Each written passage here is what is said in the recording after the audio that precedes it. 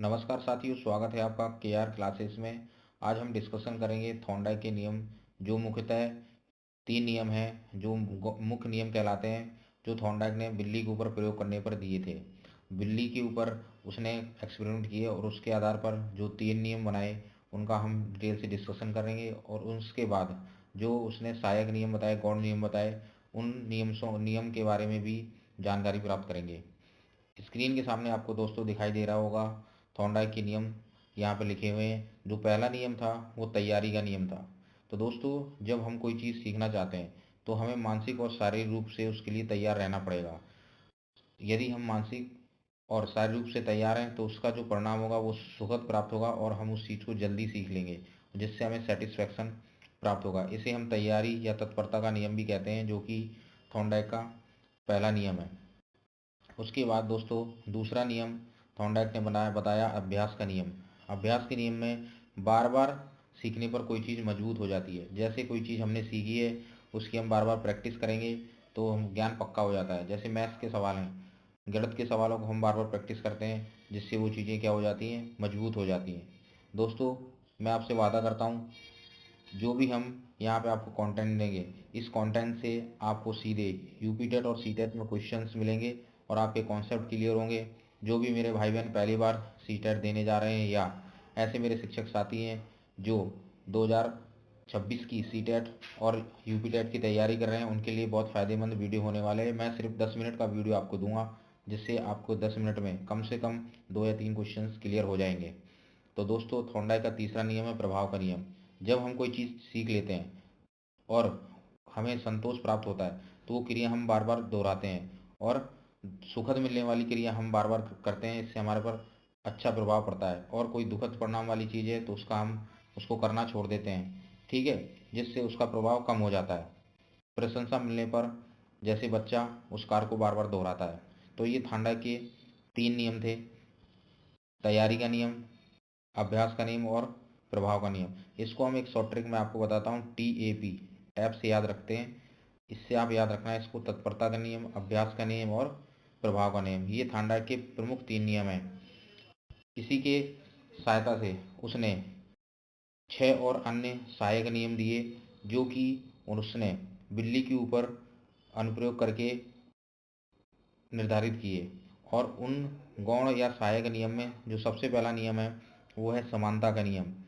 समान परिस्थिति में पुराना ज्ञान नई परिस्थिति को लागू होता है, नई परिस्थिति में लागू होता है। जैसे हिंदी ज्ञान से संस्कृत सीखने में सहायता मिलती है।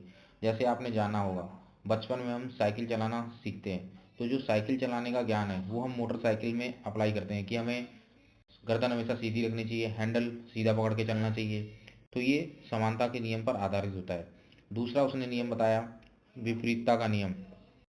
किसी अनुभव को उसके विपरीत अनुभव से समझना, ठंड को गर्मी से समझना। जैसे मान लो इंडिया में इस समय सर्दी का मौसम आने वाला है या सर्दी पड़ रही है, तो जैसे ही हम अफ्रीका का कोई वीडियो देखेंगे, वहाँ व्यक्ति सिंपल एक शर्ट में घूम रहा है, तो हम ये अंदाज़ा लगा लेंगे कि वहाँ पर गर्मी पड़ रही है। तो ये विपरीतता का नियम है। मैं समझ सकता हूँ दोस्तों, आपको कॉन्सेप्ट क्लियर हो रहा होगा। दूसरा नियम है स्थानांतरण का नियम। एक सीखी हुई चीज़ का प्रभाव दूसरी पर पड़ता है। स्कूल का अनुशासन घर पर भी लागू होता है। जैसे स्कूल में हमें सिखाया जाता है कि हमें शिक्षकों का सम्मान करना चाहिए, ठीक है, हमसे जो बड़े हैं उनसे हमें इज्जत से पेश आना चाहिए। वही रूल हम अपने घर पे जाते हैं, जब अपने माँ बाप होते हैं तो माँ बाप के सामने उनसे रेस्पेक्ट में बात करते हैं। सुबह जब स्कूल जाते हैं तो पैर छू के स्कूल जाते हैं, ठीक है। तो ये एक स्थानांतरण का नियम है। दूसरा है संघ का नियम। दो बातें जोड़कर सीखना आसान होता है। जैसे सेब एप्पल याद रखना आसान होता है, उसी तरह से हम जैसे देखते हैं माता को पिता से जोड़ देते हैं तो याद रखना आसान होता है, और भाई को बहन से जोड़ देते हैं तो आसान होता है। इसको कहते हैं हम संघ का नियम। तो दोस्तों, अभी तक अपन ने 4 नियम पढ़ लिए हैं। ये नियम आपको क्लियर हो गए होंगे। पांचवा नियम है बहुप्रतिक्रिया का नियम, लॉ ऑफ मल्टीपल रेस्पॉन्स। बहुप्रतिक्रिया के नियम में थॉर्नडाइक ने बताया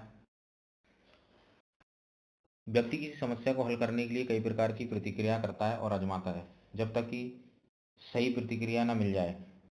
जैसे थॉर्नडाइक ने बताया कि जब बिल्ली पंजरे में बंद थी तो उसने लीवर को खोलने के लिए कई तरह की आजमाइश की। पंजे को दीवार पर मारा, दीवार खरोंची, ठीक है, और शरीर से पिंजरे की दीवार को धक्का दिया बट लीवर नहीं खुला। उसने कई तरह की प्रक्रियाएं अपनाई, लेकिन अनायास ही एक बार पंजा लीवर पर गिरा और पिंजरा खुल गया। तो इस तरह से बच्चा भी कई प्रकार की टेक्निक्स अपनाता है समस्याओं को हल करने के लिए। तो ये जो नियम होता है ये कहलाता है बहु प्रतिक्रिया का नियम। नेक्स्ट जो थॉर्नडाइक का रूल है वो है आंशिक क्रिया का नियम। पूरी क्रिया की बजाय उसके हिस्से को सीखना आसान होता है। पहले अक्षर सीखना फिर शब्द सीखना। जैसे दोस्तों हम बच्चे को हाथी के बारे में बताना चाहते हैं, तो हमने उसको डायरेक्ट हाथी के बारे में ना बताया, पहले उसको सूंड से परिचित कराया, सूंड का चित्र दिखाया, फिर उसके पैर के, फिर पूंछ की, फिर हाथी की पीठ का चित्र दिखाया। उस तरह से पूरे हाथी को हमने बाद में मिलाकर दिखाया तो उसको समझ में आ गया ये हाथी का चित्र है। तो चीज़ों को थोड़े थोड़े करके एक बड़ा रूप में दिखाना ये कहलाता है आंशिक क्रिया का नियम, छोटे छोटे हिस्से में सीखना। तो दोस्तों मुझे उम्मीद है जो ये मैंने आपको थॉर्नडाइक के नियम डिस्कशन किए ये अच्छे से समझ में आ गए होंगे और इससे संबंधित जो भी क्वेश्चंस आ पाएंगे आसानी से एग्जाम्स में कर पाएंगे।